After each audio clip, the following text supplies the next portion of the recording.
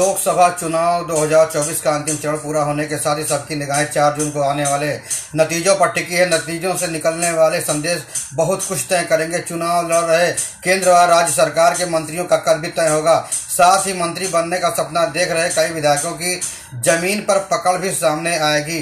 Party ने चुनाव के मौके पर बड़ी संख्या में दूसरे दलों के नेताओं को लाकर पद व प्रतिष्ठा देकर जिन समीकरणों का ताना बाना बुना, उन सब का कितना असर हुआ इसका भी पता चल सकेगा। 2.5 महीने लंबे चुनाव अभियान के दौरान प्रदेश में भाजपा कार्यकर्ताओं के कई महत्वपूर्ण फीडबैक सामने आए। पहला, कई मंत्रियों और सांसदों की छवि जनता के बीच अच्छी नहीं रही। पीएम मोदी के नाम पर लगातार 2 चुनाव जीतने के बावजूद वे जनता से कटे रहे। जनता के बीच उनकी छवि भी बेहतर नहीं रही। संपत्ति बढ़ाने, परिवार तथा अपने लोगों को प्रधान से ब्लॉक प्रमुख और जिला पंचायत सदस्य से अध्यक्ष व विधायक तक पहुंचाकर ठेकेदारी के लाभ तक वे सीमित रहे। फीडबैक के अनुसार ऐसे करीब 10 और सांसदों के टिकट कटने चाहिए थे, जिनमें से 2 मंत्री भी थे, पर पार्टी ने जनभावनाओं की अपेक्षा टिकट कटने पर नाराजगी होने वाले नुकसान को ज्यादा महत्व देते हुए फिर से मौका दे दिया। ऐसी कई सीटों पर कार्यकर्ता सुस्त पड़े रहे, जिससे लड़ाई कठिन हुई। दूसरा, कई जगह पार्टी ने सांसद का टिकट काटा लेकिन उनके ही परिजनों को दे दिया। इन सीटों पर भी पार्टी कार्यकर्ता मतदाताओं में सुस्ती नजर आई। कार्यकर्ताओं में नाराजगी की वजह यह थी कि वे पार्टी का ही नहीं बल्कि एक परिवार का झंडा उठाने को मजबूर किए जा रहे हैं। मतदाताओं में भी यह सवाल रहा कि मोदी परिवार पर खूब बोलते हैं लेकिन उनकी अपनी पार्टी पर मौन क्यों है। ऐसी सीटों पर कई जगह भाजपा कार्य समर्थक मतदान के दिन घर से नहीं निकले और नोटा दबाने की बात करने लगे। संकेतों के मुताबिक ऐसी सीटों पर लड़ाई नजदीकी मुकाबलों में फंस सकती है। प्रदेश के कई विधायक चुनाव से पहले ही मंत्रिमंडल विस्तार और मंत्री बनने का सपना देख रहे थे, मगर उनकी उम्मीदों पर चुनाव तक विराम लग गया। इधर चुनाव आया तो क्षेत्र में जगह जगह कई वजहों से कई विधायकों और पार्टी पदाधिकारियों के भितरघात की बातें सामने आई। कई जगह पता चला कि विपक्ष से सजातीय प्रत्याशी आया तो विधायक निष्क्रिय हो गए।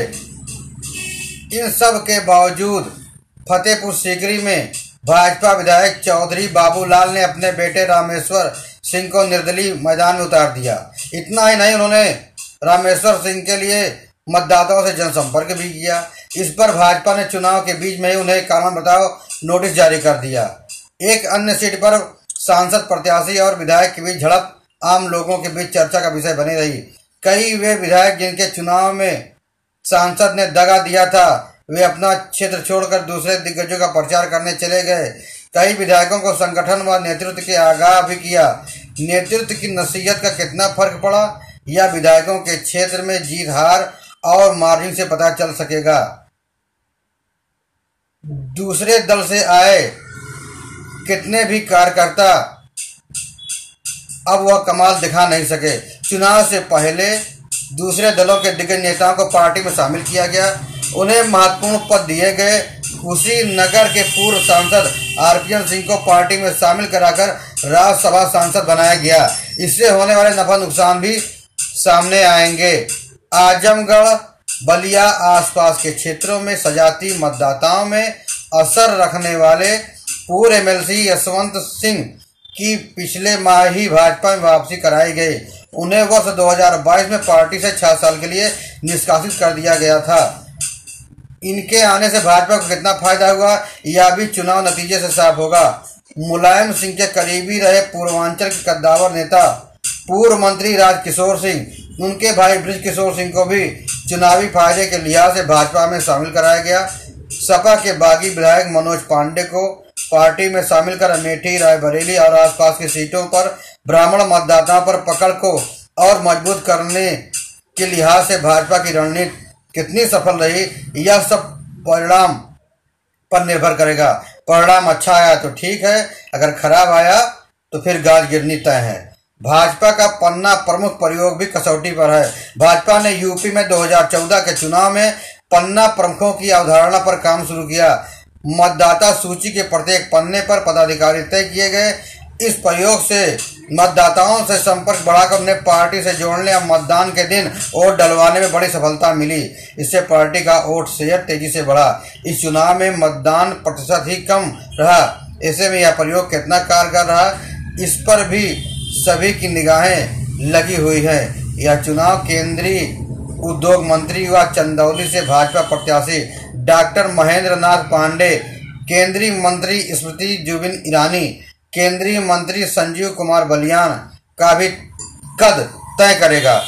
इन सभी को पार्टी ने फिर मौका दिया है। अपना दल की नेता व केंद्रीय मंत्री अनुप्रिया पटेल मिर्जापुर से तीसरी बार मैदान में है। नतीजा तय करेगा कि कुर्मी मतदाताओं के साथ साथ भाजपा के परंपरागत माने जाने वाले वोट बैंक को वे अपने साथ लाने में कितना कामयाब रही। केंद्रीय मंत्री पंकज चौधरी महाराजगंज सीट से 1991 से लेकर अब तक 6 बार जीत दर्ज कर चुके हैं। यह चुनाव उनके लिए प्रतिष्ठा का सवाल है। यहां से इंडी गठबंधन ने उनके खिलाफ कांग्रेस से विधायक वीरेंद्र चौधरी को उतारा है। 5 बार के सांसद केंद्रीय राज्य मंत्री भानु प्रताप वर्मा को भाजपा ने लगातार 8वीं बार प्रत्याशी बनाया है।